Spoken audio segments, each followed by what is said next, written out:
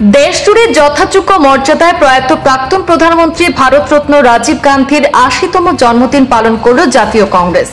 সারা দেশের সঙ্গে তাল মিলিয়ে মঙ্গলবার রাজীব গান্ধীর জন্মজয়ন্তী উদযাপিত হল করিমগঞ্জ এবং কাছাড়েও।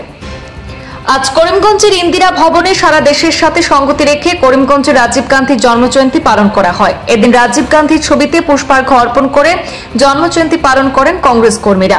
পুষ্পাঞ্জলি কার্যক্রমে জেলা কংগ্রেস সভাপতি রজত চক্রবর্তী বলেন, প্রয়াত প্রধানমন্ত্রী রাজীব গান্ধী ছিলেন আধুনিক ভারতের রূপকার। উনি পঞ্চায়েত রাজ ব্যবস্থার মাধ্যমে ক্ষমতার বিকেন্দ্রীকরণের চিন্তা করেছিলেন। বরাকের একমাত্র বিশ্ববিদ্যালয় আসাম বিশ্ববিদ্যালয় স্থাপনের পেছনেও প্রয়াত প্রধানমন্ত্রী রাজীব গান্ধীর অবদান অপরিসীম। এদিকে এদিন প্রদেশ কংগ্রেস থেকে করিমগঞ্জ জেলা কংগ্রেসের নিযুক্তিপ্রাপ্ত সভাপতি বিউটি বেগম চৌধুরীকে দায়িত্বভার সমঝে দেন জেলা কংগ্রেস সভাপতি রজত চক্রবর্তী। বিউটি বেগম চৌধুরীর নেতৃত্বে করিমগঞ্জ জেলায় মহিলা কংগ্রেস আরো শক্তিশালী হবে বলে মত ব্যক্ত করেন জেলা কংগ্রেস সভাপতি রজত চক্রবর্তী। 20 আগস্ট 1944 ইংরেজির আজকের দিনে ভারতরত্ন ভারতের প্রাক্তন প্রধানমন্ত্রী রাজীব গান্ধী জন্মগ্রহণ করেছিলেন। সমগ্র ভারতবর্ষের সঙ্গে সঙ্গতি রেখে আমরা এই দিনটি অত্যন্ত উৎসাহ এবং উদ্দীপনার মাধ্যমে করিমগঞ্জ জেলা কংগ্রেস কমিটির পক্ষ থেকে এই দিনটি আমরা পালন করছি। প্রয়াত রাজীব গান্ধী এমন একজন ব্যক্তিত্ব ছিলেন, আমরা সবাই জানি যে উনি একমাত্র ব্যক্তিত্ব প্রথম বলেছিলেন যে দিল্লি থেকে যদি 100 টাকা আমি করিমগঞ্জের জন্য বরাদ্দ করি, সেই টাকা করিমগঞ্জ পৌঁছতে পৌঁছতে সেটা 1 টাকা হয়ে যায়, 99 টাকা রাস্তায় লিক হয়ে যায়। এবং রাজীব গান্ধী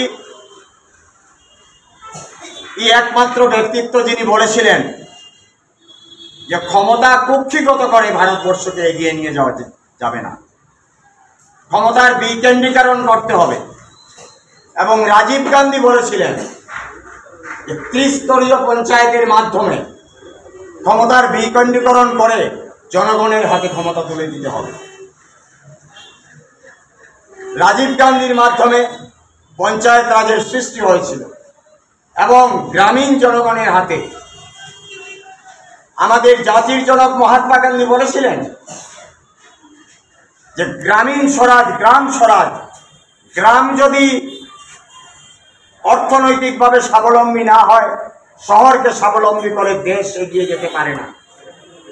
তাই রাজীব গান্ধী ত্রিস্তরীয় পঞ্চায়েতের মাধ্যমে ক্ষমতা বিকেন্দ্রীকরণের মাধ্যমে জনগণের হাতে ক্ষমতা তুলে দিয়েছিলেন। কিন্তু অত্যন্ত দুঃখের সঙ্গে আমরা দেখতে পাচ্ছি বিগত 2014 থেকে এখন পর্যন্ত আজকে পঞ্চায়েতের যে অবস্থা, আজকে পঞ্চায়েতের হাতে যে ক্ষমতা দেওয়া হয়েছিল সেই ক্ষমতা বর্তমানে কক্ষিগত করার প্রচেষ্টা করা হচ্ছে। এবং এই Rajiv Gandhi science and technology যদি নির্মাতা কেউ হয়ে থাকেন, তিনি হচ্ছেন রাজীব গান্ধী। আজকে digital India was initiated by the Rajiv Gandhi.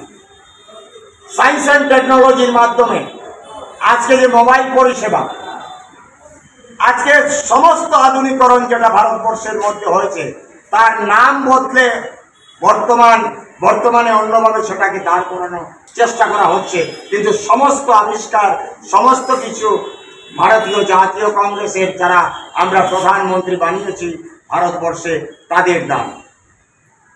বিশেষ করে বরাক উপত্যকায় সঙ্গে রাজীব গান্ধীর আত্মিক সম্পর্ক রয়েছে। আমি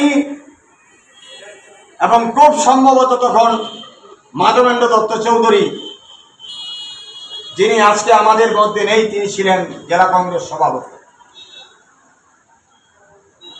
সন্তোষ মোহন দেব কেন্দ্রীয় মন্ত্রী ছিলেন এবং রাজীব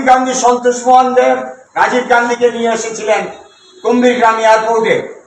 3 জেলা কংগ্রেসকে আহ্বান করা হয়েছিল এয়ারপোর্টের সেই রানওয়ের মধ্যে।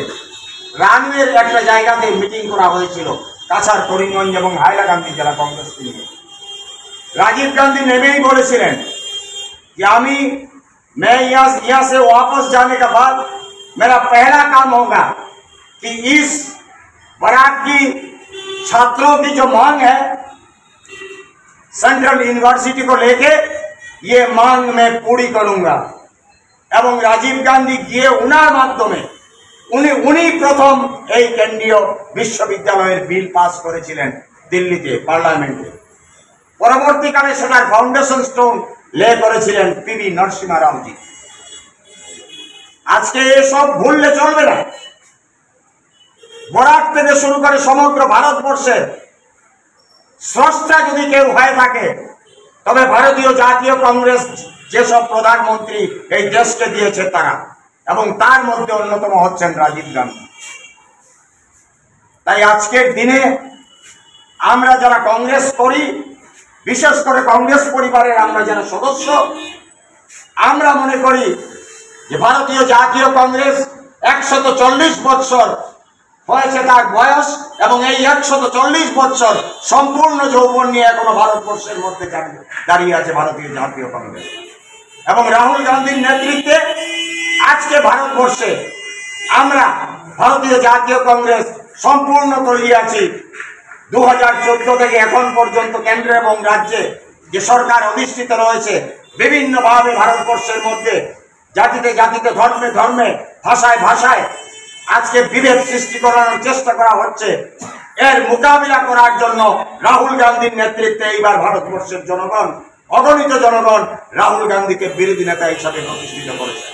এদিকে শিলচর জেলা কংগ্রেস ভবনেও প্রাক্তন প্রধানমন্ত্রী রাজীব গান্ধীর জন্মবার্ষিকী পালিত হলো। প্রয়াত রাজীব গান্ধীর প্রতিকৃতিতে পুষ্পার্ঘ্য অর্পণ করেন কংগ্রেস কর্মকর্তারা। পরে রাজীব গান্ধীর জীবনাদর্শ নিয়ে বক্তব্য রাখতে গিয়ে এখানে উপস্থিত ছিলেন জেলা কংগ্রেসের সহসভাপতি সীমান্ত ভট্টাচার্য, আসামের প্রাক্তন মন্ত্রী অজিত সিং, জেলা কংগ্রেসের সহসভাপতি সুজন দত্ত, জেলা কংগ্রেসের সাধারণ সম্পাদক বুবু দত্ত, শিলচর ব্লক কংগ্রেসের সহসভাপতি আমিরুল হক মজুমদার, ওবিসি সেলের চেয়ারম্যান হেমন্ত সিংহ, ময়নুল হক বড়ভুইয়া সহ মহিলা কংগ্রেসের সাধারণ সম্পাদক ফাতিমা লস্কর ও মিনা সিংহ সহ অন্যান্যরা।